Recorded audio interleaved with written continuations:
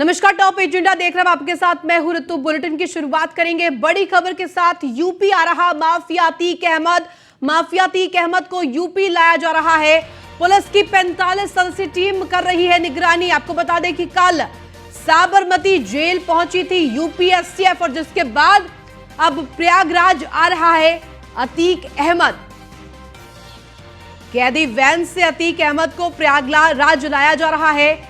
अतीक की कैदी वैन के साथ 6 गाड़ियां साथ चल रही हैं और साथ ही साथ कई बड़े अधिकारी इसमें एस्कॉर्ट कर रहे हैं वज्र वाहन को, जिसमें अतीक अहमद 6 घंटे पर गाड़ियों के ड्राइवर भी बदले जाएंगे।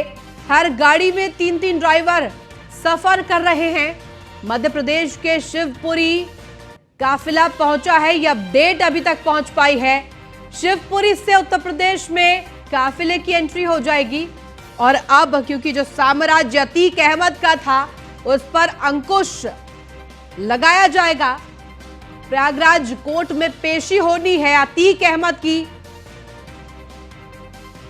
कल साबरमती जेल पहुंची थी यूपी पुलिस और इसके साथ यूपी एसटीएफ ने अब प्रयागराज लाने की तैयारी कर ली है। प्रयागराज जेल में तमाम तैयारियां पूरी कर ली गई है। चप्पे चप्पे पर पुलिस बल की तैनाती भी देखी गई है। काफिले में कई अधिकारी गण भी मौजूद हैं और काफी सीक्रेसी बरती जा रही है। हर गाड़ी में 3 ड्राइवर मौजूद, जो कि सफर में लगातार एक तय सीमा के अंतराल में बदले जा रहे हैं। और खास तौर पर बड़ी अपडेट, बड़ी जानकारी आपको दे रहे हैं। शिवपुरी से उत्तर प्रदेश में काफिले की एंट्री होगी और फिलहाल शिवपुरी पहुंच गया है काफिला।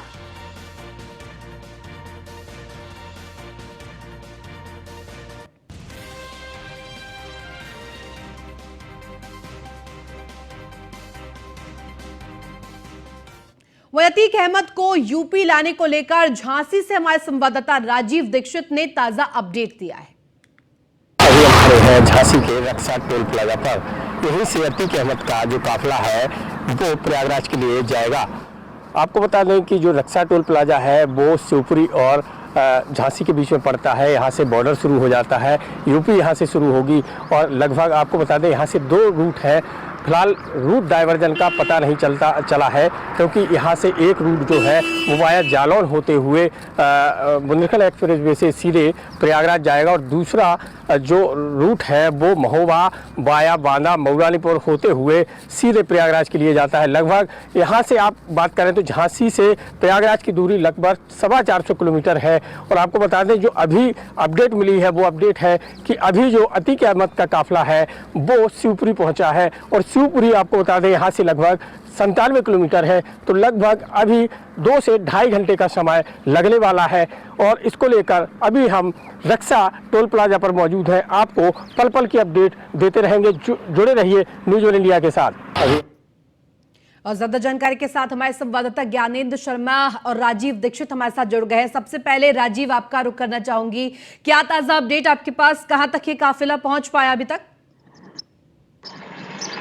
जी, आपको बता दूं कि अभी शिवपुरी के आगे जो करेरा पड़ता है वहाँ करेरा जो अतीक अहमद का जो काफिला है पहुंचने वाला है और काफिले में लगभग 20 से 25 गाड़ियां हैं और 40 उनके साथ सुरक्षा कर्मी हैं और 5 अधिकारी है, जैसे 4 डीएसपी और 1 आईपीएस अधिकारी है। आपको बता दें भारी सुरक्षा के बीच जो मध्य प्रदेश का बॉर्डर है वहाँ पर वो आने वाले हैं। उसके बाद जो यूपी यहाँ से शुरू हो जाएगी झांसी की, और झांसी के बाद ये जो वाया जालौन होते हुए बुंदेलखंड एक्सप्रेस वे से सीधे प्रयागराज के लिए जाने का उनका रूट बताया जा रहा है। फिलहाल अभी इस संबंध में रूट के संबंध में कोई जानकारी नहीं दी गई है, क्योंकि एक और दूसरा रूट है वाया महोबा बांदा होते हुए वहां से जाएंगे या फिर यहाँ से जाएंगे। आपको बता दें कल 28 तारीख को एमपीएमएलए कोर्ट में उनकी पेशी है। इसी को लेकर जो प्रयागराज पुलिस है उन्हें सूरत से प्रयागराज लेकर जा रही है। जी बिल्कुल राजीव, हमारे साथ बांदा से ज्ञानेंद्र शर्मा भी लाइव जुड़े हुए हैं। ज्ञानेंद्र, आपका रुख करना चाहूंगी, आपके पास क्या ताजा अपडेट, कब तक बांदा पहुंचेगा और इसके बाद कहां से कहां जाएगा अतीक अहमद? देखिए, मैं बता दूं कि जालौन से इस एक्सप्रेस वे पे जो आपको दिख रहा है, ये इस एक्सप्रेस वे पे जालौन से गाड़ी उसकी जालौन के बाद उसका काफला इस एक्सप्रेस वे पे यहाँ से होते हुए बांदा से होते हुए और ये प्रयागराज की ओर जाएगा। प्रयागराज वाया चित्रकूट होते हुए ये जाएगा, बाद वो चित्रकूट पहुंचेगा। तो अगर हम समय की बात करें तो समय लगभग, अगर इस समय शिवपुरी में काफला चल रहा है तो 5 घंटे झांसी के और 5 घंटे के बाद कम से कम यानी 9 घंटे बाद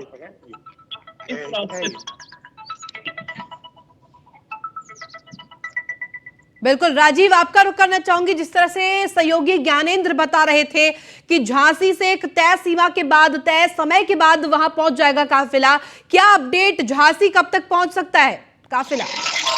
ये आपको बता दें, झांसी लगभग 1 घंटे में काफिला पहुंचने वाला है। और उसके बाद में आपको बता दूं कि झांसी पहुंचने के बाद यहाँ पर जो प्रयागराज के लिए रवाना हो जाएंगे, तो लगभग यहाँ से प्रयागराज पहुंचने में 7 से 8 घंटे का समय लगता है। और यहाँ पर जो अभी हम रक्षा बॉर्डर पर मौजूद है, रक्षा जो टोल प्लाजा है वहाँ पर मौजूद है, और तो यहाँ पर अभी सुरक्षा का कोई इंतजाम नहीं किया गया है। फिलहाल यहाँ पर जो भी है, जो पहले जैसा रहता था वैसा ही अभी है, केवल स्थानीय पुलिस को यहाँ पर लगाया गया है और उसकी ही आवाजाही बनी हुई है।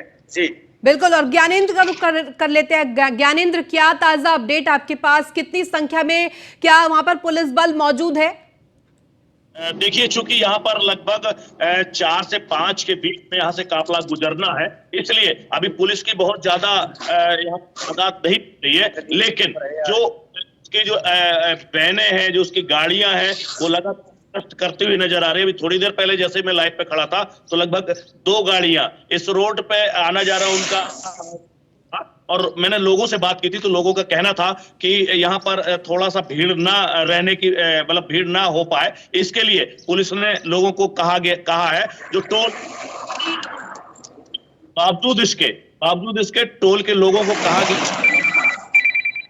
ध्यान रखो, कोई अराजक तत्व, ऐसे लोग जो वास्तव में संदिग्ध हो, ऐसे लोग इस रोड पर, इस हाईवे पे ना आए। हालांकि एक बात आपको बता दूं, क्योंकि ये इस रोड पे अभी बहुत ज्यादा आवाजाही नहीं है, क्योंकि ये नया हाईवे है, अभी यहाँ पे टोल टैक्स भी लगना शुरू नहीं हुआ।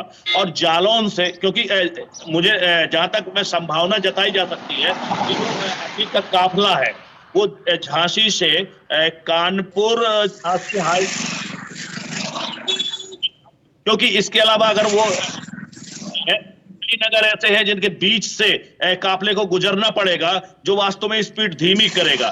ज्ञानेंद्र, और ऐसे में ये भी देखा गया है कि ये काफिला कई जगहों पर रुका भी है, स्टॉपेज भी ली है, तो क्या बांदा में भी कोई स्टॉप? नहीं, यहाँ पे मुझे लगता है उरई के बाद भरतकूप तक, क्योंकि उरई के बाद भरतकूप तक इस जो हाईवे है, रुकने की जगह, पेट्रोल पंप होटल है, क्योंकि मैंने आपको बताया कि एक नया हाईवे है, इसलिए यहाँ पे अभी कोई ऐसा स्थान नहीं है। तो अगर उसको रुकना होगा, अगर डीजल लेना होगा, तो वो पहले उरई क्षेत्र में, यानी इस हाईवे के पे चढ़ने के पहले वहां पे डीजल ले सकते हैं, या वहां पे उतर के वो रुक सकते हैं। इसके बाद वो भरतकूप के बाद कहीं भी रुक सकते हैं, क्योंकि भरतकूप उरई से लेकर और भरतकूप तक रुकने की कोई जगह नहीं है। अभी फिलहाल कोई ऐसी उम्मीद भी नहीं जता रही, क्योंकि हाईवे से मुझे नहीं लगता कि काफिला उतरेगा। प्रशासन ऐसी कोई कसर नहीं छोड़ेगा कि जिसमें सुरक्षा में सेंध लगे, इसलिए वो काफिला मुझे नहीं लगता कि बांदा में कहीं रुकेगा या उतरेगा। ये चूंकि बांदा नगर से 5 किलोमीटर दूर एक मवई गांव पड़ता, मवई के बगल से ये हाईवे गुजरता है, इसलिए ये जो काफिला है ये सीधे उरई से चढ़ के और भरतकूप पे उतरेगा और भरतकूप से सीधे प्रयागराज के लिए निकलेगा। जी बिल्कुल, संवाददाता राजीव का रुख कर लेते हैं। राजीव, क्या अपडेट आपके पास? झांसी, जिस तरह से आप बता रहे हैं कि शिवपुरी से अब यूपी के अंदर एंट्री लेगा काफिला, तो क्या यूपी में एंट्री लेने के बाद क्या स्टॉपेज झांसी में कोई ऐसी संभावना? जी आपको बता दें कि जो ट्रैफिक है उसके मुताबिक ही काफिला जा रहा है और ट्रैफिक का कोई यहाँ पर ट्रैफिक की कोई दिक्कत नहीं है, क्योंकि जो काफिला है वो सीधा झांसी कानपुर हाईवे है, 4 लेन है, वहां से गुजरेगा और ये मेडिकल के पीछे से पड़ता है, तो यहाँ से निकलने वाला है। ऐसे में ट्रैफिक की कोई दिक्कत नहीं होने वाली है। हाँ, कुछ जगह पर ट्रैफिक की परेशानी हो सकती है, जो मेडिकल रहा है वहां पर परेशानी हो सकती है, उसके लिए वहां पर जो है ड्यूटी लगा दी गई है और वहां पर जो भी सुरक्षा कर्मी है, इसके अलावा जो भी पुलिस है, वहां पर ट्रैफिक के पूरे इंतजाम किए गए हैं कि वहां पर किसी भी तरीके से काफिला न फंसे। ठीक है, हमारे साथ कानपुर से सूरज पांडे भी जुड़ गए। सूरज, आपका रुख करना चाहूंगी, क्या ताजा अपडेट के कानपुर के रास्ते से भी होकर जाएगा काफिला और कब तक कानपुर पहुंचने की संभावना? बिल्कुल, आपको बता दें तरीके से उत्तर प्रदेश की सीमा पर कुछ ही देर में माफिया डर अतीक अहमद का जो काफिला है वो गुजरने वाला है। ऐसे में कानपुर का पुलिस प्रशासन जो है वो भी चाक चौबंद इंतजाम किए हुए हैं। आपको बता देते हैं कि आप जैसा कि पता चल रहा है कि झांसी के भीतर अब अतीक अहमद का काफिला आने वाला है। उसी के बाद झांसी होते हुए, इटावा होते हुए, कानपुर देहात होते हुए, औरैया होते हुए ये काफिला कानपुर पहुंचेगा और कानपुर में देखिए इस समय उसी इलाकाई हाईवे पर मौजूद है, जहां पर NH2 हाईवे से होते हुए कानपुर की सीमाओं से होते हुए सीधे फतेहपुर से सीधे ये जो काफिला है ये प्रयागराज के लिए यहाँ से प्रस्थान करेगा। ऐसे में कहीं ना कहीं से कानपुर का पुलिस प्रशासन है हाईवे पर भी आता हुआ नजर आ रहा है, ताकि किसी भी प्रकार की कोई गड़बड़ी ना हो। तो प्लाजा पर अतीक का काफिला यहाँ से गुजरेगा तो कानपुर में न्यूज़ 1 इंडिया की टीम उससे पीछे होगी और आपको पल की जानकारी भी देगी। वहीं आपको बता दें कि टोल प्लाजा पर भी पुलिस प्रशासन को तैनात किया गया है, ताकि जिस वक्त ये गाड़ियां यहाँ से गुजरे उस वक्त किसी प्रकार की कोई समस्या हो सामने न होगी। बिल्कुल सूरज, संवाददाता ज्ञानेंद्र का रुख कर लेते हैं। ज्ञानेंद्र बांदा में इस वक्त मौजूद है। ज्ञानेंद्र, जिस तरह से माफिया अतीक अहमद ने एक अपना साम्राज्य बनाया था, एक डर का साम्राज्य बनाया था, अब लेकिन खुद अतीक अहमद डरा हुआ बताया जा रहा है। वो लगातार ये बात कह रहा था कि साबरमती जेल में ही रखा जाए, वीडियो कॉन्फ्रेंसिंग के जरिए पेशी की जाए, लेकिन अब यूपी पुलिस क्योंकि बहुत किरकिरी हो गई है, तो यूपी पुलिस अब कोई भी कॉम्प्रोमाइज करने के मूड में नजर नहीं आ रही है। देखिए, एक सबसे अच्छी बात है कि TUV गाड़ियां पलटती हैं और इसमें कोई भी TUV गाड़ी नहीं है, इसलिए ये संभावनाओं से तो बिल्कुल इनकार कर दीजिए। बिल्कुल कहा ही नहीं जा सकता कि कहीं कोई ऐसा हादसा होगा। और जहां तक अतीक का सवाल है तो अतीक का डर स्वाभाविक है। हालांकि अतीक ने जैसे ही जेल से निकला था उसने तुरंत कहा था कि अदालत तो बहाना है और हत्या कराना है, मतलब सरकार को हत्या कराने के लिए मुझे निकाला गया है। तो निश्चित तौर पे अतीक डरा हुआ है और सहमा हुआ है, उसको लग रहा है कि कहीं ना कहीं, लेकिन सरकार की कोई ऐसी मंशा अभी तक दिखती नहीं है। अगर मैं सुरक्षा की बात करूं तो हमारे साथ एक यहाँ पे जो व्यक्ति थे वो टहल रहे थे, उनसे मैं बात करता हूँ। ये क्या बताइए, जिस प्रकार से अतीक आ रहा है, क्या पुलिस की कोई यहाँ पे आवाजाही दिखी है या पुलिस ने किसी प्रकार का कोई मना किया है लोगों को ऊपर आने के लिए? हाथी की सुरक्षा दृष्टि को देखते हुए यहाँ पर पुलिस तो लगी हुई है। ये सभी लोग मना कर रहे थे कि वहाँ मत जाइए और पुलिस के पूरे का इंतजाम है कि यहाँ पर कोई ऐसे फिजूल न टहले ना, ताकि किसी प्रकार की यहाँ पर जो काफिला आएगा तो आंख में दिक्कत ना हो। तो क्या भारी वाहनों के आने पर भी रोक लगाई गई है कुछ समय के लिए? कुछ समय के लिए तो मेरे हिसाब से लगा है, जैसा कि बहुत कम इक्का दुक्का ट्रक वगैरह भी दिख रहे हैं, बाकी जो यहाँ से गुजरने वाले हैं उन सभी लोगों को रोक दिया गया है। गाँव देखिए, हाईवे में गुजरने वाले जो यात्री हैं उनको पुलिस ने कहीं ना कहीं ये हिदायत दी है कि आप 1-2 घंटा तो अपना इसमें सफर कर सकते हैं, लेकिन उसके बाद जैसे ही उसके आने की काउंटडाउन शुरू होगा उसके बाद से यहाँ पे बांदा की तरफ से कम हाईवे पे आने जाने के लिए रोक होगी, जिसकी वजह से निर्विवाद रूप से उसका काफिला बांदा से निकलकर और प्रयागराज पहुंच सके। जी बिल्कुल, पल पल की अपडेट हमारे सहयोगी लगातार दे रहे थे। बहुत शुक्रिया तमाम जानकारी के लिए आप सभी सहयोगियों का। अब आगे बढ़ेंगे खबर बरेली से, जहां बरेली में इस वक्त हलचल तेज हो गई है। अशरफ को शिफ्ट करने की प्रक्रिया तेज कर दी गई है। बरेली पहुंची है प्रयागराज पुलिस। आपको बता दें, लगातार संभावना जताई जा रही थी और अब मुहर लग गई है। बरेली में हलचल तेज हो गई है क्योंकि प्रयागराज पुलिस बरेली पहुंच गई है। टीम में 24 पुलिस अफसर शामिल है। अशरफ को दरअसल प्रयागराज जेल ले जाया जा रहा है। ले जाने की तैयारी बरेली पहुंच गई है प्रयागराज पुलिस। टीम में 24 पुलिस अफसर शामिल हैं और अब अशरफ पर भी नकेल कसी जा रही है। संभावना यह भी कि प्रयागराज मामले में, उमेश पाल हत्याकांड मामले में माफिया अतीक अहमद और अशरफ दोनों को काउंटर क्वेश्चंस के जरिए आमने सामने बिठाया जाए और फिर क्रॉस क्वेश्चनिंग भी कराई जाए। अशरफ को शिफ्ट करने की प्रक्रिया अब तेज हो गई है।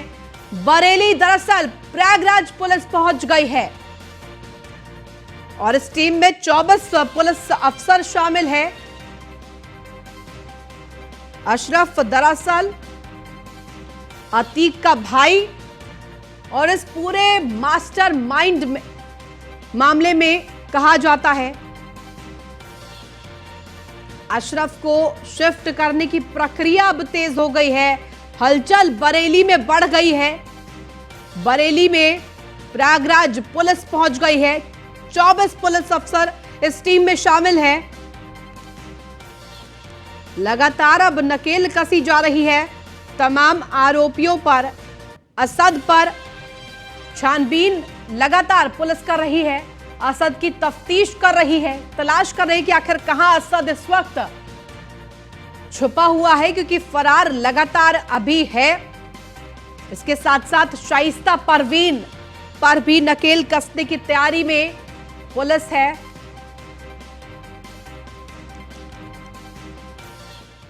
और इस वक्त की बड़ी खबर, निकाय चुनाव को लेकर सुप्रीम कोर्ट में सुनवाई। आज 27 मार्च को सुनवाई के लिए सुप्रीम कोर्ट ने तिथि की तय।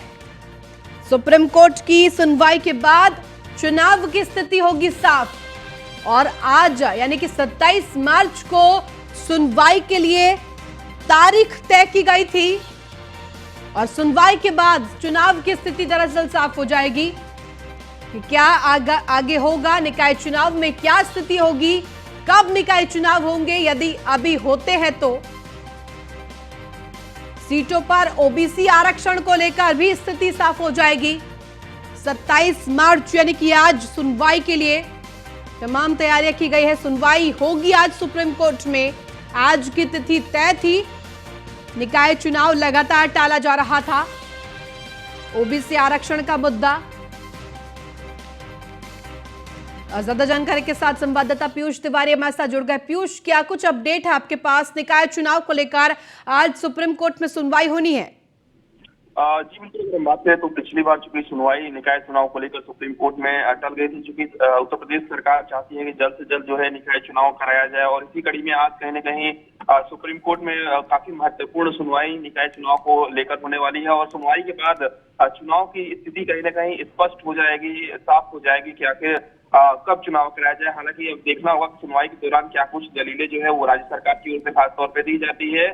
इसके बाद सुप्रीम कोर्ट क्या कुछ फैसला सुनाता है या कोई अगली तारीख सुप्रीम कोर्ट देता है। इसके साथ ही अगर हम बात करें तो ओबीसी आरक्षण को लेकर कहीं ना कहीं स्थिति साफ हो सकती है। अध्यक्ष की सीटों को लेकर ओबीसी जो आरक्षण है उसको लेकर कहीं ना कहीं स्थिति साफ हो सकती है। इसके साथ ही अगर हम बात करें तो राज्य सरकार की ओर से जो पैरवी करने के लिए नगर विकास के अधिकारी है वो कल देर शाम ही दिल्ली पहुंच चुके हैं और चूंकि राज्य सरकार ने पिछड़ा वर्ग आयोग की रिपोर्ट को भी सुप्रीम कोर्ट में पेश किया है तो निश्चित रूप से इसमें पिछड़ों को अधिकतम 27% आरक्षण देने की बात कही गई है। तो आज सुप्रीम कोर्ट में सुनवाई हो गई निकाय चुनाव को लेकर, क्योंकि उत्तर प्रदेश सरकार ने लगभग तैयारी जो है वो निकाय चुनाव को लेकर पूरी कर ली है। हालांकि आज देखना होगा कि क्या कुछ दलीलें जो है वो सुप्रीम कोर्ट में खासतौर पर राज्य सरकार की ओर से दी जाती है।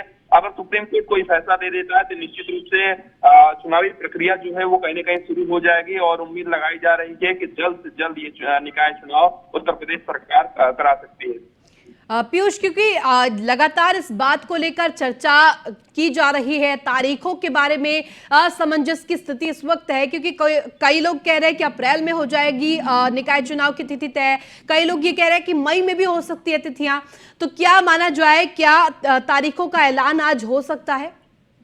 देखिए सबसे बड़ी बात है कि सुप्रीम कोर्ट के फैसले पर सारी चीजें टिकी हुई है। अगर सुप्रीम कोर्ट इस चुनाव को लेकर स्थिति स्पष्ट कर देता है, कुछ आदेश दे देता है तो निश्चित रूप से चुनावी प्रक्रिया शुरू हो जाएगी। तो चूंकि पहले से ही कयास लगाए जा रहे थे कि अप्रैल और मई में निकाय चुनाव कराए जा सकते हैं, ऐसे चूंकि लगातार जो सुनवाई है वो कहीं ना कहीं कोर्ट में टल रही है, ऐसे में अगर हम बात करें तो सुप्रीम कोर्ट जब सुनवाई कर देगा, कोई फैसला दे देगा, उसके बाद निश्चित रूप से जल्द ये जो निकाय चुनाव है वो संभवतः अगर हम बात करें तो अप्रैल मई में अगर हम बात करें तो चुनाव कराए जा सकते हैं। हालांकि सारा जो चीजें हैं वो कहीं ना कहीं निर्भर करती है सुप्रीम कोर्ट के फैसले पर कि सुप्रीम कोर्ट क्या कुछ इस पूरे प्रकरण में फैसला देता है। खासतौर पे जो पिछड़ा वर्ग आयोग की रिपोर्ट पेश हुई है उसके आधार पर सुप्रीम कोर्ट आज कुछ फैसला भी दे सकता है। ठीक है पीयूष, आप बने रहिए, आगे भी आपसे अपडेट लेंगे। और खबर दिल्ली से, जहां कांग्रेस के सांसद आज करेंगे प्रदर्शन। कांग्रेस लोकसभा राज्यसभा सांसद आज प्रदर्शन करते हुए दिखाई देंगे। राहुल गांधी की सांसदी जाने के बाद यह विरोध प्रदर्शन होगा। सांसदी जाने के खिलाफ में यह विरोध प्रदर्शन किया जाएगा। इंडियन यूथ कांग्रेस भी आज संसद का घेराव करेगी। लगातार विपक्ष इस वक्त हमलावर रुख अपना रहा है। कांग्रेस सवाल खड़े कर रही है, लगातार विरोध प्रदर्शन किया जा रहा है। बीते दिनों भी प्रियंका गांधी महासचिव कांग्रेस की बोलती हुई नजर आई थी कि अडानी मुद्दे को दरअसल साइडलाइन करने के लिए ये किया गया है। ज्यादा जानकारी के साथ संवाददाता पीयूष तिवारी हमारे साथ बने हुए। पीयूष, क्या कुछ ताजा अपडेट आपके पास? आज कांग्रेस विरोध प्रदर्शन करने की तैयारी में है। जी बिल्कुल, अगर हम बात करें तो कांग्रेस पार्टी के तमाम जो सांसद है वो कहीं ना कहीं दिल्ली में प्रदर्शन कर सकते हैं, विरोध प्रदर्शन खासतौर पे कर सकते हैं। और लोकसभा अभी तक की जो जानकारी मिल रही है इसमें कांग्रेस पार्टी की ओर से लोकसभा और राज्यसभा के जो सांसद हैं वो कहीं ना कहीं आज प्रदर्शन कर सकते हैं। और चूंकि राहुल गांधी की सदस्यता जिस तरीके से लोकसभा से रद्द हुई है उसके बाद कांग्रेस पार्टी लगातार आक्रामक नजर आ रही है। चाहे राहुल गांधी प्रेस कॉन्फ्रेंस करके तमाम तरीके के जो जवाब है वो दे रहे हैं, या कल की बात करें तो आपने देखा किस तरीके से कांग्रेस पार्टी ने देश के अलग अलग इलाकों में खासतौर पर राज्य मुख्यालयों और जिला मुख्यालयों पर कांग्रेस पार्टी के सत्याग्रह किया गया और दिल्ली में भी सत्याग्रह किया गया। इस दौरान कांग्रेस पार्टी के तमाम नेताओं ने केंद्र सरकार और बीजेपी सरकार पर हमला बोला। तो आज भी कहीं ना कहीं जो कांग्रेस पार्टी के तमाम सांसद हैं वो प्रदर्शन कर सकते हैं। इसके साथ ही अगर हम बात करें तो यूथ कांग्रेस भी कहीं ना कहीं रणनीति बना रही है कि संसद का घेराव किया जाए। हालांकि देखना होगा कि क्या कुछ दिल्ली पुलिस से अगर परमिशन मिलती है तभी कहीं ना कहीं इस तरीके की गतिविधियां हो सकती हैं। अगर परमिशन नहीं मिलती है तो निश्चित रूप से वहां पे पहुंचने ही नहीं दिया जाएगा, क्योंकि संसद भवन के आसपास के एरिया की बात करें तो वहां पे गहराई कुछ 44-70 लगी रहती है। पीयूष, और इसके साथ साथ इंडियन यूथ कांग्रेस जो आज संसद का घेराव करने की तैयारी में है, क्या कुछ व्यवस्था वहां पर, पुलिस बल कितनी संख्या में मौजूद है?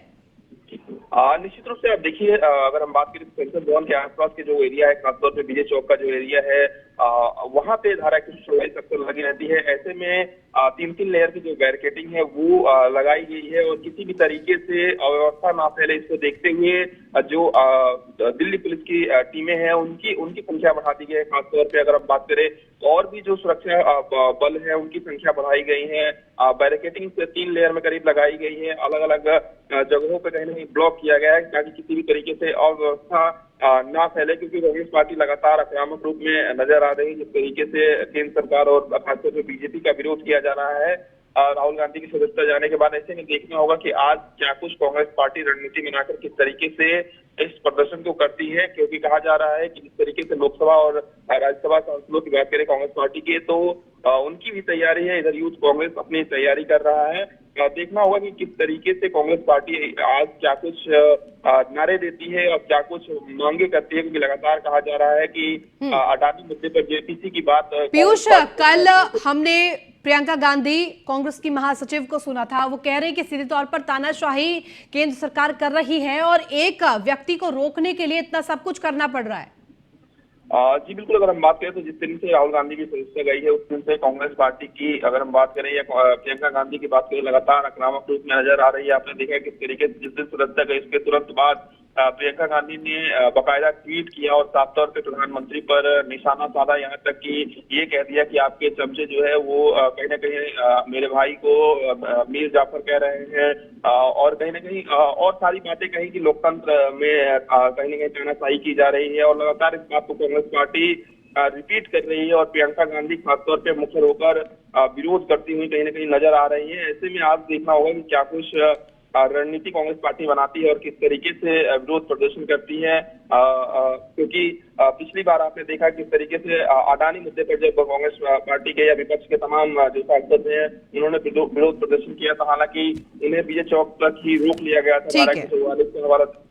ठीक है पीयूष, नजर बनाकर रखिए, आगे आपसे अपडेट लेंगे। बहुत शुक्रिया तमाम जानकारी के लिए। फिलहाल तो इसी के साथ फिलहाल इस खास बुलेटिन में बस इतना ही। आप देखते रहे न्यूज़ 1 इंडिया।